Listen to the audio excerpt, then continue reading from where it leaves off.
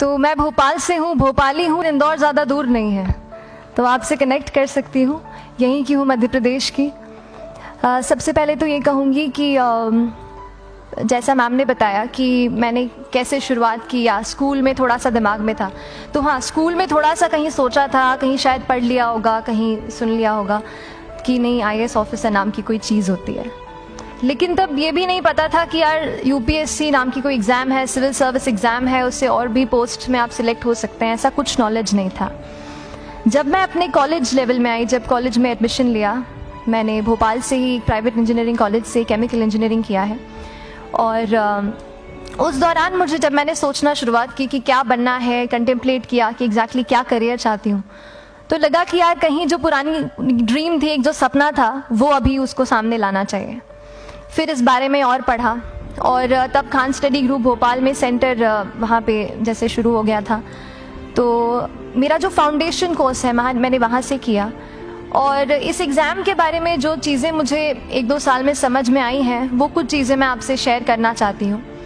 सबसे पहली चीज़ जो पहले जय और रचना हम दोनों बोल चुके हैं कि कंसिस्टेंसी।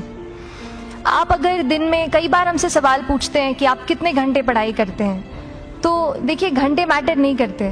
कोई 17-18 घंटे हमें नहीं पढ़ना है, इतना हम पढ़ भी नहीं सकते। एक दिन पढ़ सकते हैं, दूसरे दिन नहीं पढ़ पाएंगे।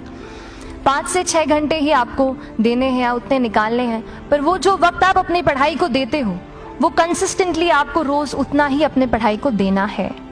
Consistency is the key, that is the first and the most important thing जो आपको ध्यान में रखनी है। दूसरी चीज़ इस एग्ज़ाम में मुझे लगता है इक्वली इम्पॉर्टेंट है, क्योंकि ये जर्नी लंबी होती है। जैसे एग्ज़ाम ही 1 साल तक चलती है, आप प्रीलिम्स देते हैं, फिर आप मेंस देते हैं, आप इंटरव्यू में जाते हैं पर्सनालिटी टेस्ट के लिए, तो एग्ज़ाम 1 साल तक खुद चलती है। उसके पहले मान लीजिए आप 1-1.5-2 साल पहले से प्रिपेयर कर रहे हो, तो ये जर्नी काफ़ी लंबी रहती है। उस जर्नी में मेंटली अपने आप को मोटिवेट रखना, अपने आप को बूस्ट करते रहना, वो भी इक्वली इम्पॉर्टेंट है। और इसीलिए अपने आप पर भरोसा बेहद ज़रूरी है। You need to have a faith in yourself कि अगर आपने इसमें कदम रखा है, अगर आपने सोचा है कि आप सिविल सर्विस एग्ज़ाम देना चाहते हैं और देंगे, तो आपको ये ठान के उसमें जाना है कि हाँ, मैं ये कर सकता या कर सकती हूँ। ये एक अपना मोटिवेशन, अपने साथ एक फेथ, बिलीफ अपने ऊपर आपको हमेशा रखना है। कमिंग टू प्रेपरेशन की कैसे तैयारी करनी है, बहुत सारी बातें आप सुन चुके हैं कि आंसर राइटिंग में कैसे करना होता है, आंसर राइटिंग का स्ट्रक्चर कैसा होना चाहिए।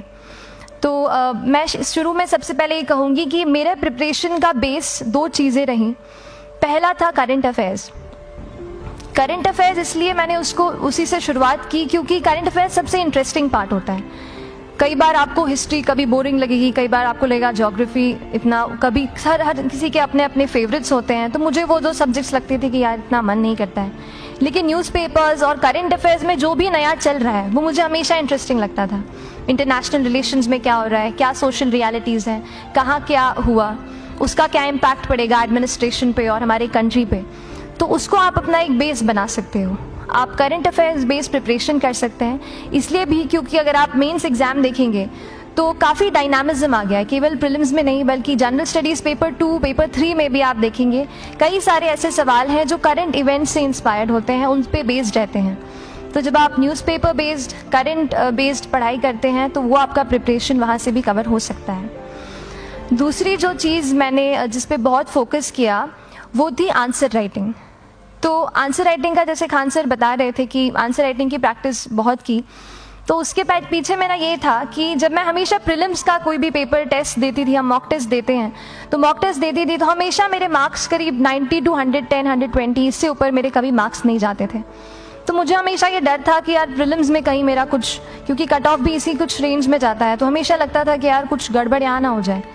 लेकिन जब मैंने आंसर राइटिंग की और मेंस एग्ज़ाम के बारे में जाना, तब मुझे लगा कि आंसर राइटिंग एक ऐसी चीज़ है, मेंस एक ऐसा फेज़ है सिविल सर्विस एग्ज़ाम का जहाँ पे आप अच्छे से तैयारी कर सकते हैं। And if you have written the answers, if you know कि you have covered the points well, if you have included उसमें कुछ आपने facts, international reports, government schemes, आपने कुछ ऐसे उसमें सॉल्व भी डाला है, तो जो रिजल्ट आएगा वो सेटिस्फैक्ट्री ही आएगा, अच्छा ही आएगा। तो मेंस एक ऐसा पार्ट है जिस पे आप काफ़ी बैंक ऑन कर सकते हो। मैं जब पर्सनालिटी टेस्ट भी मैंने दिया, तो इस बार भी आप नंबर्स देखेंगे तो आसपास की रैंक के हिसाब से मेरे नंबर्स उसमें कम हैं, लेकिन it is just the general studies and the answer writing part, जो मेंस के जो वो है मार्क्स हैं या मेंस का जो एक फैक्टर रहा, वो मेरे लिए सबसे ज़्यादा इंपॉर्टेंट डिसाइडिंग फैक्टर रहा है। तो अपना एक्सपीरियंस यही बताऊंगी कि आंसर राइटिंग पे आप विशेष फोकस कीजिए। जैसा स्ट्रक्चर आपको बता ही चुके हैं कि इंट्रोडक्शन में कैसे आपको शॉर्ट रखना है, बॉडी एंड देन कंक्लूजन, उसमें छोटी चीज़ जैसे मैं अभी मेंशन कर रही थी, आप एक इंश्योर कीजिए कि देखिए जो भी एग्जामिनर आपकी कॉपी चेक कर रहे हैं वो दिन में 10, 15, 20 कॉपीज चेक कर रहे हैं, तो उन सब से आपको अलग कैसे आप अपनी कॉपी दिखा सकते हो, ये चीज़ आपका प्रेजेंटेशन और आप जिस तरीके से आंसर लिखते हो कंटेंट को, वो मैटर करेगा। आप इंश्योर कर सकते हैं कि आपके आंसर में कुछ फैक्ट्स, गवर्नमेंट की स्कीम्स, कुछ कमिटीज़ बैठती हैं, जैसे एक प्रिवेसी पे justice BN Shri Krishna committee की रिपोर्ट आई है, तो आप मान लीजिए आपको कोई प्रिवेसी पे सवाल आ गया तो आपने उन कमेटी का नाम कोट कर दिया। ऐसे बहुत सारी कमिटीज़ होती हैं। कुछ इंटरनेशनल रिपोर्ट्स आते हैं, वो आप उनको इनके बारे में लिख सकते हैं। इंडिया का मैप आप बना सकते हैं। मैंने सीख लिया था कि 10-15 सेकेंड्स में कैसे जल्दी से मैप बनाना है और उस पर कैसे पॉइंट कुछ करना है, कुछ लोकेट करना है। तो ये कुछ ऐसी चीज़ें हैं जो आपके आंसर्स को एनरिच करेंगी और प्रेजेंटेबल बनाएंगी। तो इस तरीके से आंसर्स पे जैसे हम क्लास करते हैं, लेकिन उसके साथ साथ आपको ये कोशिश करनी है कि 1 से 2 आंसर पर डे आपको ज़रूर लिखने ही लिखने, apart from the test series that you are doing. Answer writing से 2-3 चीज़ें होती हैं, ना केवल हमारी एक लिखने का हमें समझ आता है हम क्या लिखते हैं कैसा है, पर हमारा कॉम्प्रिहेंशन भी इम्प्रूव होता है। हमें कितना समझ में आया वो भी हमें खुद समझ आता है जब हम आंसर्स लिखते हैं। और इसीलिए आंसर राइटिंग पे आप फोकस कीजिए, 1 से 2 आंसर ज़रूर लिखिए। और आंसर राइटिंग के बाद the third pillar of my preparation जो काफ़ी इंपॉर्टेंट जिसने रोल प्ले किया, that was tests and test series and मॉक्स।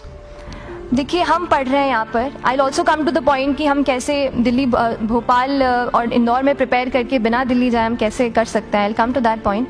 पर उसके पहले टेस्ट की थोड़ी बात कर लेती हूँ कि टेस्ट देना क्यों ज़रूरी है। हम ये जो एग्ज़ाम दे रहे हैं सिविल सर्विस की, ये एक ऑल इंडिया लेवल एग्ज़ाम है and this cut throat competition. तो उसके लिए आप केवल पढ़ते रहें, सारी बुक्स, मटेरियल्स, स्टैंडर्ड ये करंट का सब पढ़ लें, लेकिन अगर आप ये नहीं जज कर पाए कि आपका क्या लेवल है at an all India level, तो चीज़ें समझ में आप नहीं, मतलब आप आगे नहीं बढ़ पाएंगे या सही डायरेक्शन नहीं पकड़ पाएंगे।